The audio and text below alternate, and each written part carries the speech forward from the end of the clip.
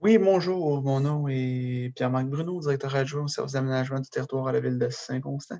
Je suis aujourd'hui avec vous pour la consultation publique, consultation écrite remplaçant la consultation publique en vertu du décret, du décret ministériel là, concernant la COVID-19. Aujourd'hui, je suis avec vous pour vous parler du projet de règlement 1717-21, c'est le règlement de zonage 1528-17.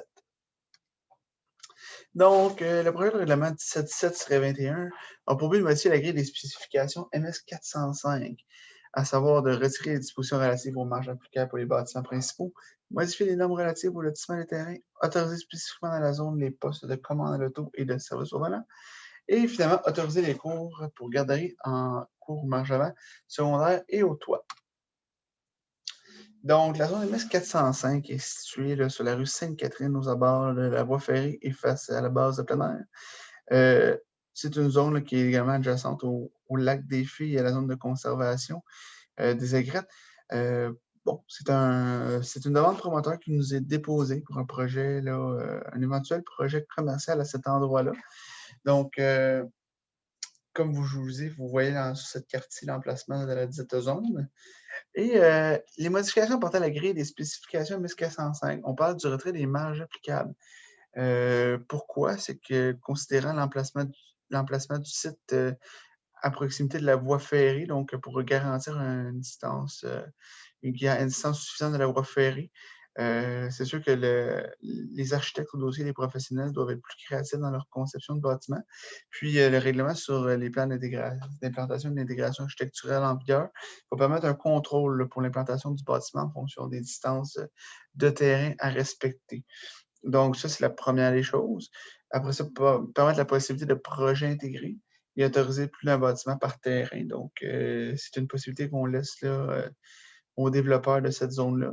Autoriser les postes de commande à l'auto dans la présente zone. Donc, les nouveaux services à l'auto, là, présentement, ne sont plus autorisés sur le territoire de Saint-Constant. On a une demande dans ce cas-ci là, pour un poste de commande à l'auto. La pandémie amène la ville de Saint-Constant à se re-questionner à cet effet-là.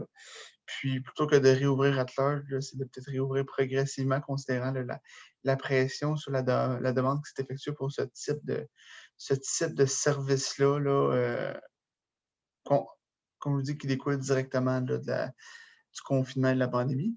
Autorisé pour les cours pour garderie, donc les espaces de jeux extérieurs, soit en cours avant secondaire donnant directement sur la rue Rimbaud ou au toit. Donc, ce qu'il faut savoir, c'est que le ministère de la Famille prévoit des dispositions de sécurité là, accrues pour ces cours-là. Donc, la potentielle garderie évalue présentement les possibilités de soit faire une cour là, donnant là, sur le Rimbaud face au lac des Fûts pour rendre ça dynamique ou directement sur le toit là, du bâtiment pour maximiser l'espace au sol de ce terrain-là.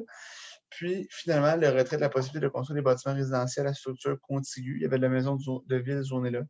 Les maisons de ville ne sont plus autorisées. Donc, c'est sûr que ce projet de règlement-là contient des dispositions là, susceptibles d'approbation des référendaires, évidemment. Donc, pour être valide, une demande doit indiquer clairement la disposition qui en fait l'objet et la zone d'où elle provient. Cette demande-là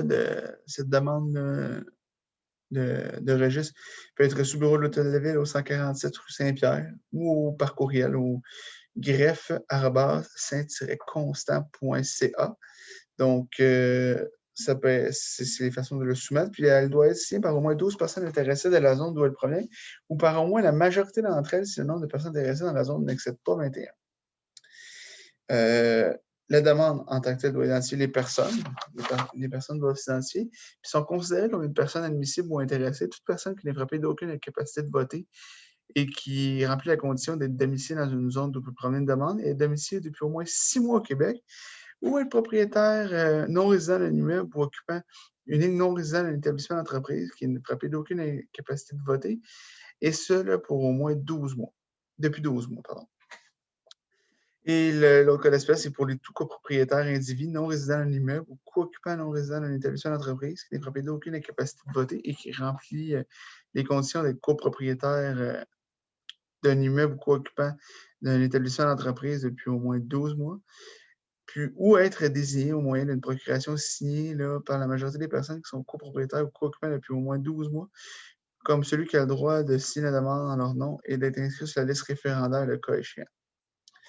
Dans le cas d'une personne physique, il faut qu'elle soit majeure de citoyenneté canadienne et ne soit pas sous curatelle. Elle ne doit être également euh, elle ne doit pas être elle ne doit pas être frappée d'aucune incapacité de voter, tout ce qui est prévu par la loi, et doit avoir produit ou produire en même temps que la demande une résolution désignant une personne autorisée à signer la demande ou être inscrite sur la liste référendaire le cas échéant, comme je vous expliquais tantôt. Donc, toutes ces modalités-là sont dans la vie publique de second projet là, qui est affiché ou qui va être affiché là, avant l'adoption finale du règlement. Toutes les dispositions du second projet qui n'auront fait l'objet d'aucune demande valide pourront être incluses dans ce règlement qui n'aura pas été approuvé par les personnes habiles à voter. Puis, présentement, le contexte pandémique permet de consulter le projet de règlement au bureau de l'Hôtel de Ville au 147 rue Saint-Pierre ou directement dans la rubrique des avis publics sur le site Internet de la Ville au www.saint-constant.ca.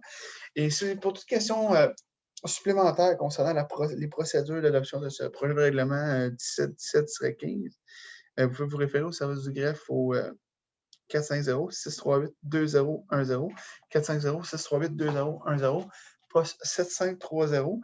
Et pour l'aspect plus urbanistique de la chose, je vous dirais au service de l'aménagement du territoire et au développement économique, au 450-638-2010, poste 7223.